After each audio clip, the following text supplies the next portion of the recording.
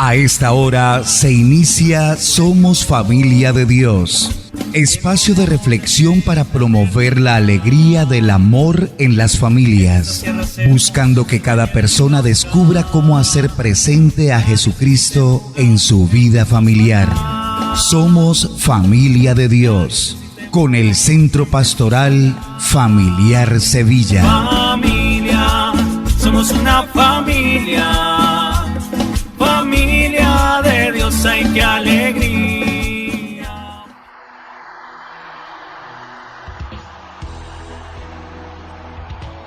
Saludos, sean bienvenidos al magazine de la Pastoral Familiar de Sevilla Valle que llamamos Somos Familia de Dios, un espacio que se está transmitiendo por YouTube y Spotify con el fin de apoyar nuestras familias y entender lo valioso que es infundir amor en cada integrante de ella, que como siempre lo decimos es la célula principal de la sociedad y lo más importante, que está en el centro del plan de Dios para la felicidad y el progreso de sus hijos.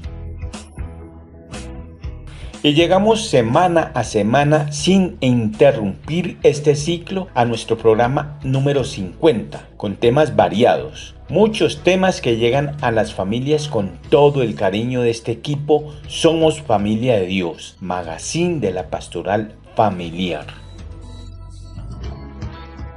Y hoy tenemos un nuevo tema. Vamos a hablar del corazón de la iglesia. ¿Y de qué se trata? Como toda agrupación humana, la Iglesia Católica tiene establecida una organización jerárquica para así garantizar su mejor funcionamiento e interacción con los fieles. Y hoy, en Somos Familia de Dios, compartiremos con ustedes sobre la cabeza de esta organización, el sucesor de Pedro, el obispo de Roma. De manera corta, el Papa. Annuncio vobis gaudium magnum. Habemus Papam. Bienvenidos a escuchar El Corazón de la Iglesia. E iniciamos orando y Marta Lucía Bolaños nos comparte su oración. Ven Espíritu Santo, inflama el corazón de cada miembro de la familia y enciende en ellos el fuego de tu amor. Escucha sus súplicas y envía sobre cada uno tus dones. Espíritu Omnipotente, te pido que llenes del don de la fortaleza a cada miembro del hogar, para que pueda superar y resistir con paciencia cualquier dificultad, para que pueda perseverar con constancia y confianza en el camino de la fe cristiana. Amén. Nos acercamos al día del Señor, el domingo. Así que escuchemos lo que nos dice el Evangelio de este domingo a la familia con la proclamación de San Juan 2, del 1 al 11, y la reflexión que nos trae el presbítero Iván Mauricio Carmona Ortiz. Feliz y bendecido domingo para todos. Ya estamos en el segundo domingo del tiempo ordinario, donde la Iglesia nos está invitando a contemplar las palabras y obras de Jesús. Tomamos el Evangelio de San Juan en el capítulo 2 del 1 al 11. El relato de Jesús en Caná de Galilea. La milagrosa conversión del agua en vino en las bodas de Caná es el primer signo que Jesús ha instaurado. Es el primer signo de su amor salvífico a las instancias de su madre. Es una escena que podría tener diversas interpretaciones, como por ejemplo la intercesión de María, su madre, y la dignidad del matrimonio. Aquí todavía en un ambiente navideño. Todavía estamos pasando de ese ambiente navideño de gozo a la vida ordinaria, laboral, familiar y social. La interpretación está centrada en Jesús. Jesús comenzó sus signos, manifestó su gloria, creció la fe de sus discípulos en él a través de los signos. ¿Qué signos de amor, de salvación, de liberación está haciendo el Señor hoy en tu vida? ¿Qué memoriales te estás dando cuenta donde el Señor te está sacando de la esclavitud, del pecado y de la muerte? Recordemos que el símbolo, el signo del vino bueno, al final es figura de la nueva alianza, es figura de la buena noticia. Jesús ha llegado a instaurar el vino nuevo, el vino del amor, el vino de la alegría, el vino de la bendición. Centremos nuestra mirada en Cristo, ese vino de amor y de misericordia que nuestra familia esté centrada en Jesús. Señor, ¿a quién podemos ir? Solamente tú tienes palabras de vida eterna. Reciba mi bendición en el nombre del Padre, del Hijo y del Espíritu Santo. Amén. Estás escuchando Somos Familia de Dios, el magazine de la Pastoral Familiar de Sevilla. Para entrar a nuestro tema de hoy, compartamos un poco sobre la jerarquía, la organización del cuerpo eclesial. La Iglesia Católica está organizada en jurisdicciones que corresponden al Sumo Pontífice y a los obispos. Existe una jerarquía ministerial que es designada ordenadamente de acuerdo con los rangos y orden del clero para velar por la vida espiritual de los fieles, el propio gobierno eclesial y, por supuesto, la misión de la Iglesia alrededor del mundo. La Iglesia somos todas las personas bautizadas y seguidoras de Jesús en la fe católica, contando con una estructura, templos y otros espacios necesarios para cumplir la misión evangelizadora en cabeza del Papa, que tiene la primacía de jurisdicción sobre toda ella. Por eso, él es el corazón de la Iglesia y recibe los títulos de sucesor de San Pedro, Sumo Pontífice de la Iglesia Universal, Patriarca de Occidente, Primado de Italia, Arzobispo y Metropolitano de la provincia de Roma y Soberano del Estado de la Ciudad del Vaticano. Sus enseñanzas las imparte mediante encíclicas, cartas apostólicas, discursos y los medios que le permitan ejercer la plenitud de su poder. Para todo el ejercicio de administración de la Iglesia, el Papa se sirve a asistentes y consejeros que él mismo elige de entre los cardenales y que pasan entonces a conformar el llamado Colegio Cardenalicio. Luego están los obispos, que son considerados como los sucesores de los apóstoles para continuar con la misión de Jesús en el mundo.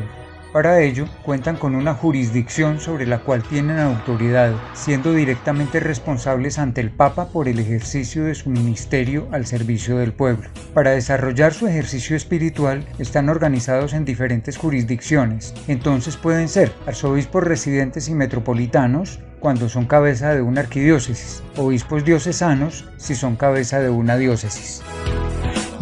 Vicario y prefecto apostólico, cuando tiene bajo su responsabilidad la administración de un vicariato o una prefectura apostólica, que son espacios territoriales de misión que luego pueden ser diócesis. Y también los prelados, a cargo de una prelatura, un territorio con unas condiciones especiales para evangelizar. Y finalmente existen los administradores apostólicos, cuando son encargados temporalmente de la administración de una jurisdicción, como el caso de nuestro obispo José Roberto, quien fue temporalmente nombrado por el Papa como administrador apostólico de la diócesis de Cartago el año pasado.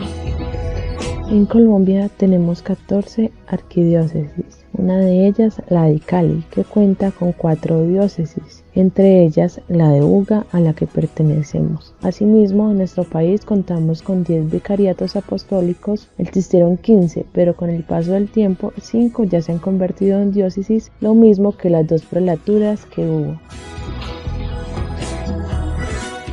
Independientemente de su ejercicio territorial, todos los obispos tienen jurisdicción sobre los párrocos, que son los responsables de administrar las parroquias y orientar la vida de fe, tanto de religiosos como de laicos en su territorio, en comunión doctrinal con su obispo y el Papa.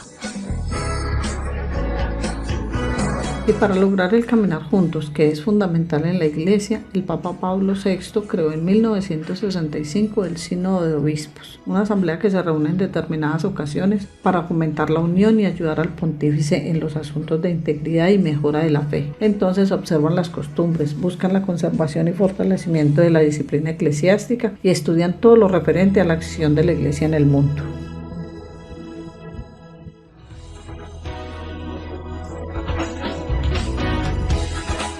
El Sínodo de Obispos depende directamente del Papa, quien tiene autoridad para designar la agenda, llamar a sesión y dar a los miembros la autoridad para deliberar y aconsejarlo. Actualmente están en desarrollo las consultas al pueblo, ordenadas al Papa Francisco y que le serán presentadas en octubre del próximo año, proceso que ha sido llamado por una iglesia sinodal, comunión, participación, misión, en el que todos estamos invitados a interrogarnos sobre la vida y misión de la iglesia. Como ya lo describimos, para el ejercicio espiritual en el mundo, el Papa cuenta con los obispos y a través de ellos dirige todo lo concerniente a la fe. y para los asuntos administrativos cuenta con cardenales designados por él que integran la Curia Romana, organizados en una Secretaría de Estado que se encarga de la diplomacia, las congregaciones, dentro de las que está la de las causas de los santos, encargada de estudiar las solicitudes de santificación. También están los consejos pontificios, que se encargan de asuntos pastorales principalmente. Asimismo, comisiones y comités que manejan asuntos teológicos, comisión bíblica, entre otras. Y existen instituciones vinculadas a la Santa Sede como la Biblioteca Apostólica del Vaticano, la Radio Vaticana y el periódico El Observador Romano. Cada una desempeña diversas funciones acordes con su naturaleza.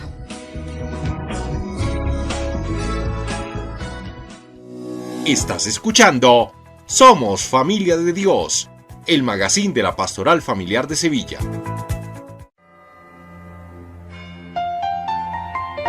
Vive en Somos Familia de Dios. Cuando te sientas débil y estés a punto de rendirte, no lo hagas. Recuerda que tienes un Dios que te protege. Implora la acción del Espíritu Santo. Lee Isaías capítulo 41, versículo 10 y medita. Verás los resultados. Vive en Somos Familia de Dios. Bueno, ¿y cómo es elegido un nuevo sucesor de Pedro, el siguiente papa? La elección del Santo Padre la decide el Cónclave, institución creada en 1274 para la elección democrática de los papas por parte de los cardenales de la Iglesia. Este término cónclave procede del latín conclavis, bajo llave, por las condiciones de reclusión y máximo aislamiento del mundo exterior en que deben desarrollar la elección con el fin de evitar intromisiones de cualquier tipo. Este sistema de encerrar a los electores del Papa, vigente al menos desde el Segundo Concilio de León en 1274, fue mitigado por Juan Pablo II con la Constitución Apostólica Universi Dominici Gregis sobre la vacante apostólica y la elección del nuevo pontífice, promulgada el 22 de febrero de 1996. En ella se establece que los electores pueden residir, mientras dura el cónclave, en la recién construida Casa de Santa Marta, una residencia hecha para tal efecto en el propio Vaticano, en la que se mantiene la rigurosa prohibición de cualquier clase de contacto con el mundo exterior. La elección de un papa, cabeza visible y líder de la Iglesia Católica, es un acontecimiento de gran importancia tanto para creyentes como para no creyentes, pues el sumo pontífice ocupa un cargo de relevancia internacional y una posición de peso en aspectos sociales y diplomáticos. Precisamente por esta relevancia, el Vaticano cuenta con un sistema bien definido y delimitado mediante el cual se realiza la elección del nuevo sucesor de San Pedro a través de votación secreta. En un principio, el Papa u Obispo de Roma debía ser elegido por aclamación del resto de religiosos que se congregaban para este fin, pero el caos que esto suponía llevó a que en más de una ocasión surgieran de estas reuniones un Papa y un antipapa. Otras veces eran los propios emperadores o reyes de turno los que plantaban a su candidato favorito en el trono de San Pedro para asegurarse los favores de la Iglesia. Esta decisión debe ser inspirada por el Espíritu Santo y por ello la Iglesia, como institución, parecía guardar ciertas reticencias a la hora de establecer un sistema cerrado de elección. Sin embargo, en el siglo XIII se decidió que los responsables de la votación serían aislados bajo llave para evitar influencias o manipulaciones del mundo exterior y que se haría a partir de una votación secreta. El procedimiento actual inicia con la convocatoria de los cardenales al cónclave para elegir sucesor por la muerte o renuncia del papa vigente. Estos cardenales, también llamados electores, deben tener menos de 80 años para poder votar. Vienen de todas partes del mundo. Su procedencia y el número de participantes varía en cada cónclave. Generalmente, como el cargo suele ser vitalicio, los cardenales que van a elegir al próximo papa llegaron a esa posición nombrados por el fallecido o renunciante. Cada cardenal participante se instala en la residencia de Santa Marta y a los 15 días son encerrados bajo llave en la Capilla Sixtina, donde permanecerán aislados y sin ningún tipo de comunicación con el exterior hasta que haya un elegido. El cónclave da comienzo con el traslado de los cardenales de sus estancias a la Capilla Sixtina en una ceremoniosa procesión durante la cual entonan un canto para pedir la venida del Espíritu Santo. Cuando todos se encuentran bajo la atenta mirada de La creación de Adán, obra magistral de Miguel Ángel, se les toma juramento de que no revelarán nada de lo que ocurra en el cónclave y se da comienzo a las votaciones. Teóricamente, cualquier persona bautizada y que sea miembro de la fe católica podría ser elegida como papa, pero las dificultades que esto plantea hacen que los candidatos siempre salgan de entre los cardenales allí reunidos, y la votación por alguno de ellos se hace bajo el más estricto secretismo, en papeletas que son quemadas tras cada votación. Las votaciones se van celebrando a lo largo de los días hasta que uno de los candidatos tenga la mayoría exigida. Si al votar todos los presentes no se ha obtenido la mayoría necesaria de 2/3, se le añade paja húmeda a la quema de las papeletas para que el humo salga negro. Y si por el contrario la votación ha dado lugar a un claro ganador, le ponen paja seca para que el humo sea más claro.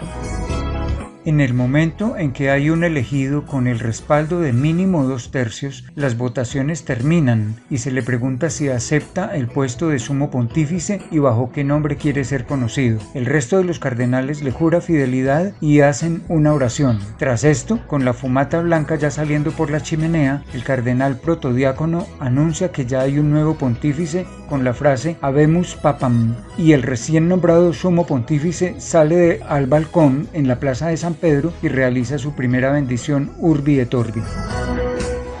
Eminentissimum ac reverendissimum Dominum Georgium Marium, Sancte Romani Ecclesiae Cardinalem Bergoglio. Queremos servir con humildad, en santidad, con el corazón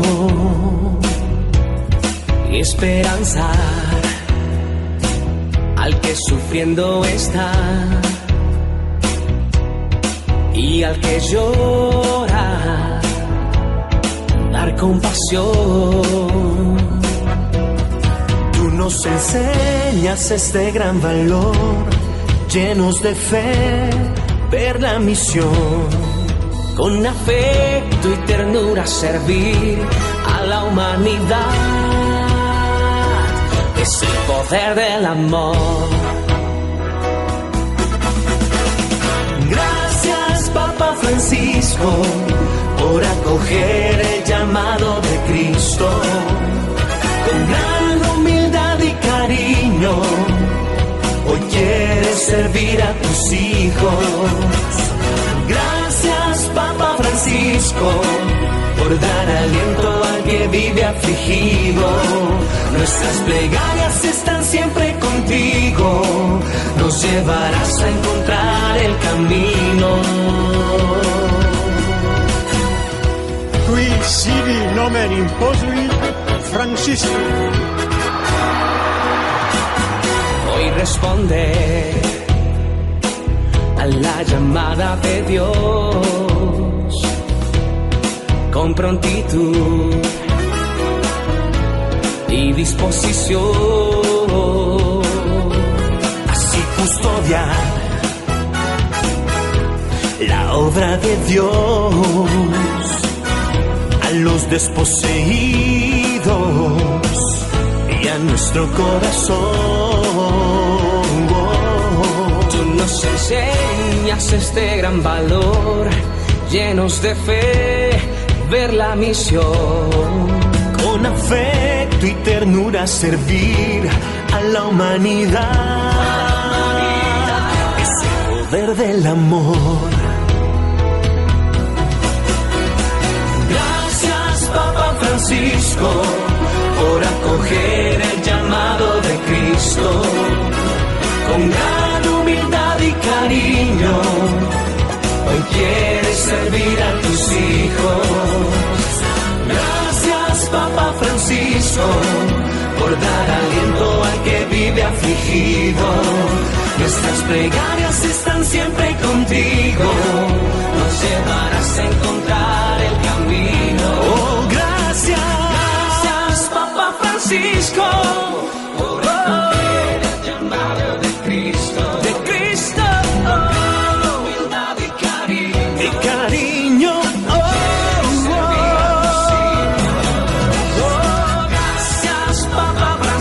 Por dar aliento al que vive afligido. Nuestras plegarias están siempre contigo. Nos llevarás a encontrar el camino. Benedictio Dei omnipotentis, Patris et Filii et Spiritus Sancti, descenda super vos et maneat semper. Amen.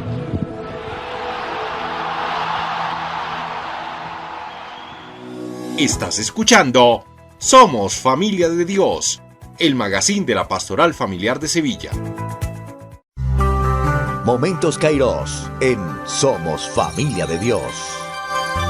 Finalizando el siglo XIII, los estados papales y la misma Roma estaban acechados por varios partidos de Italia. En 1304, el Papa Benedicto XI tuvo que huir de Roma a Perugia, cerca de Asís, donde murió. Fue entonces elegido Clemente V, en Perugia, en 1305. Y como era francés, aceptó el ofrecimiento del rey de Francia de trasladarse a Aviñón, que en aquellos tiempos era un territorio papal adjunto a Francia. Empezó así un período de 67 años en el que 7 papas residieron fuera de Roma. Los 2 primeros papas que vivieron en Aviñón, Clemente V y Juan XXII, consideraron a Aviñón como una estancia temporal. Y los 2 últimos, Urbano V y Gregorio XI, querían volver a Roma. Urbano V se fue a Roma en 1369, pero regresó a Aviñón en 1370. Gregorio XI, por su parte, había prometido al Señor que si salía electo papa, llevaría el papado de nuevo a Roma. Solo él y Jesús conocían esa promesa. Por lo tanto, cuando Catalina de Siena le recordó la promesa, él reconoció que el Señor le estaba hablando a través de ella y regresó a Roma en 1376. Momentos Kairos en Somos Familia de Dios.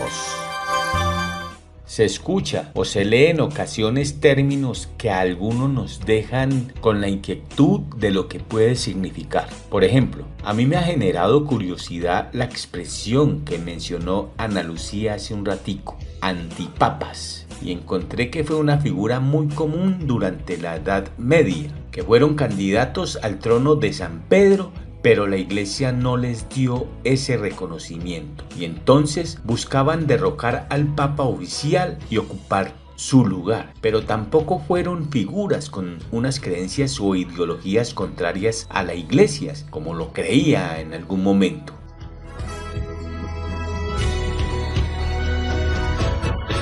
Entrando en algunos datos interesantes de la historia del papado, tenemos que los más jóvenes en asumir esta misión fueron Benedicto IX, que se convirtió en pontífice entre los 12 y los 16 años de edad, y Juan XII, que tenía 18 años cuando comenzó a ser papa. El papado más corto fue el de Urbano VII en 1590, que solo duró 13 días. Su papado es considerado como el más corto en la historia, ya que a los pocos días de ser elegido murió de malaria, aunque Esteban II, quien gobernó la iglesia durante tan solo 3 días en el año 752, no alcanzó a ser consagrado y por eso no es tenido en cuenta en la lista de papas legítimos.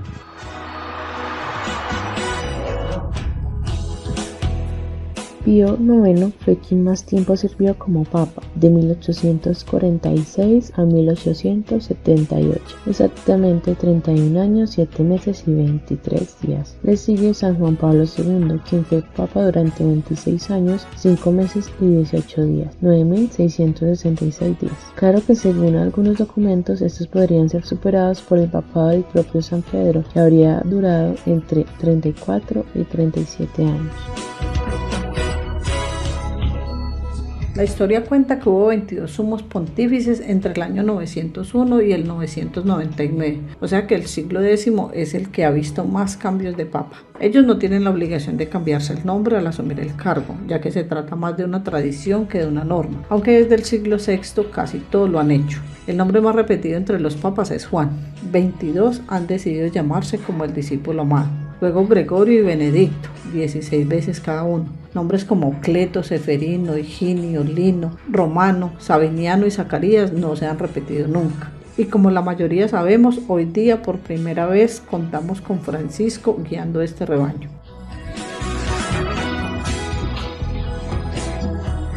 ¿22? Pero el último Juan hasta hoy no fue San Juan 23. Sí, pero debemos recordar que nunca hubo un Juan 20, así que solo fueron 22. El Papa número 20 con este nombre, que fue el cardenal Pedro Giulaio, al ser elegido en 1276 decidió saltarse el número 20 y se autonombró como Juan 21. Su intención era corregir lo que en su tiempo se creía que era un error en el recuento de sus predecesores desde Juan 15 a Juan 19. Originalmente los papas no vestían de blanco, como estamos hoy acostumbrados a verlos. Fue San Pío V quien comenzó esta tradición en el siglo XVI. En efecto, al ser electo como sucesor de San Pedro, decidió que seguiría usando su hábito de dominico, que es totalmente blanco. Desde entonces, todos sus sucesores han optado por usar la tan conocida túnica blanca.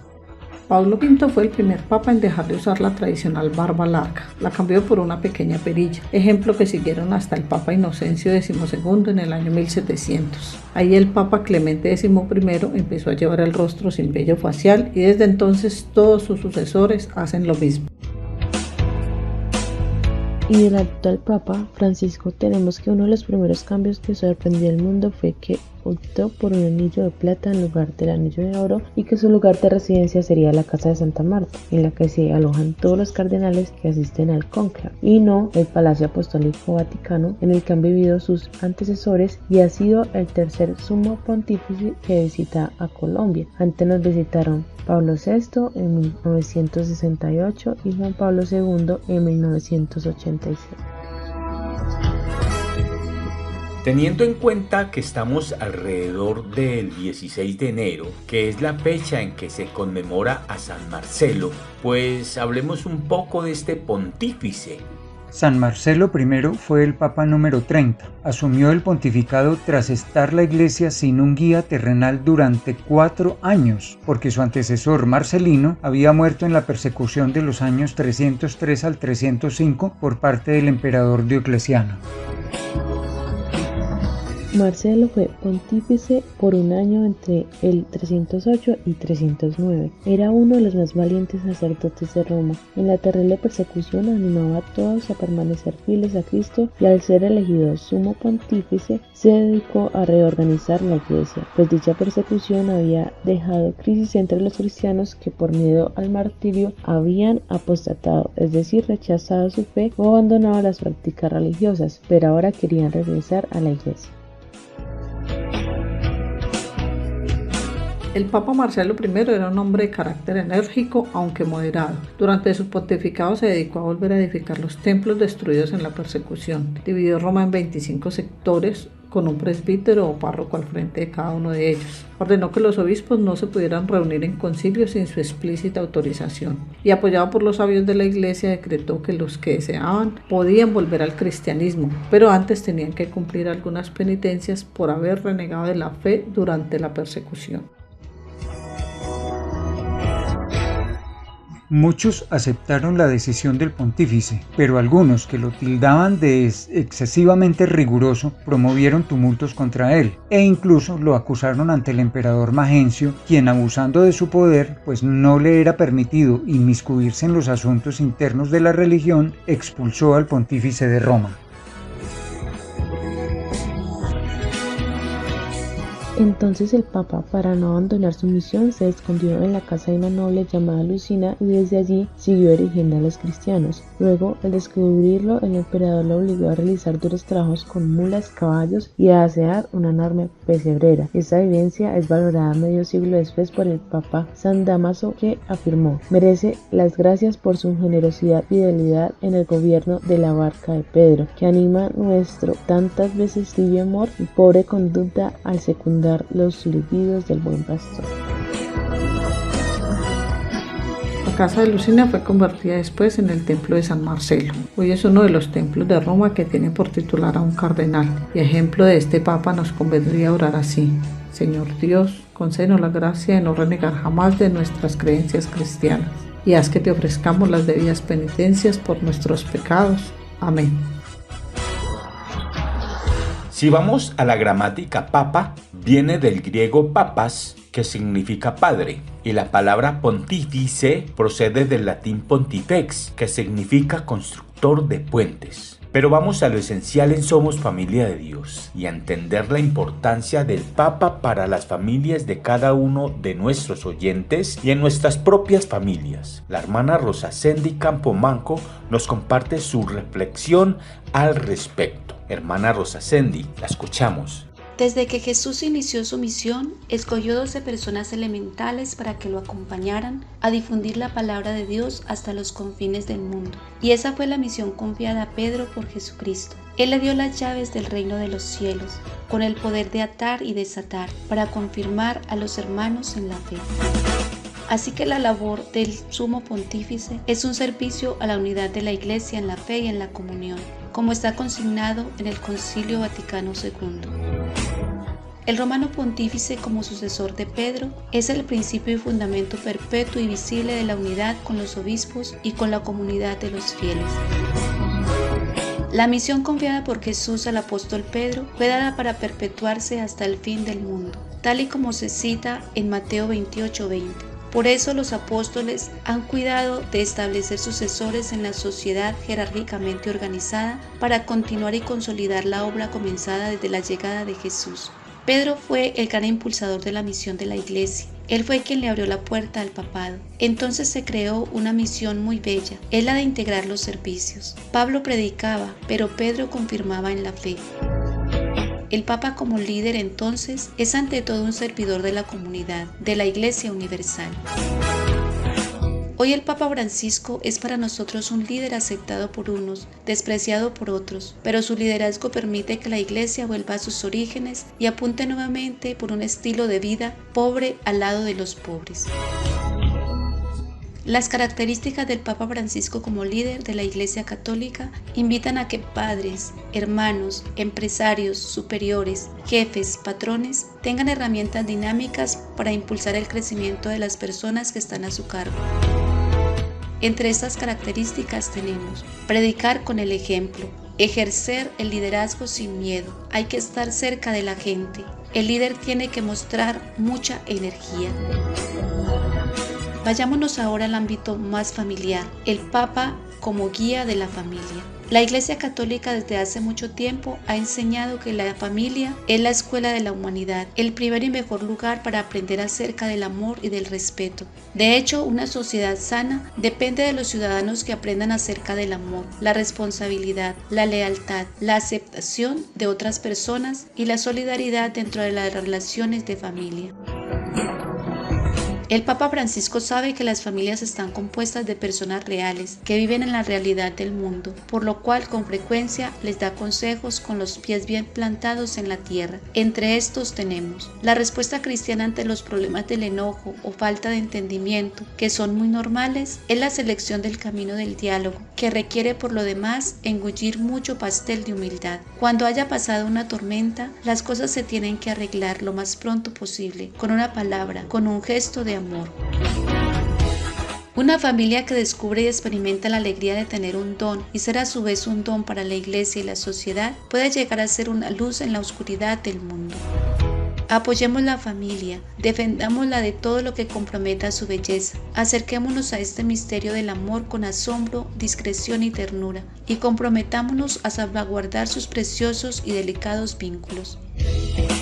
Cuando la familia vive bajo el signo de esta comunión divina, entonces se convierte en palabra viva de Dios amor, hablada al mundo y para el mundo. Que las familias católicas recen cada día un poco juntos, para pedir a Dios el don de la paz y el compromiso de todos, padres, hijos, iglesia, sociedad civil, a apoyar defender y proteger la familia. Miles de familias en oración muestran hoy el rostro luminoso de la fe en Jesucristo, en un tiempo oprimido por tantas dificultades, sufrimientos y nuevas pobrezas. Que San José inspire en todas las familias la valentía creativa tan necesaria en este cambio de época que estamos viviendo, y Nuestra Señora acompañe en sus matrimonios la gestación de la cultura del encuentro, tan urgente para superar las adversidades y oposiciones que oscurecen nuestro tiempo.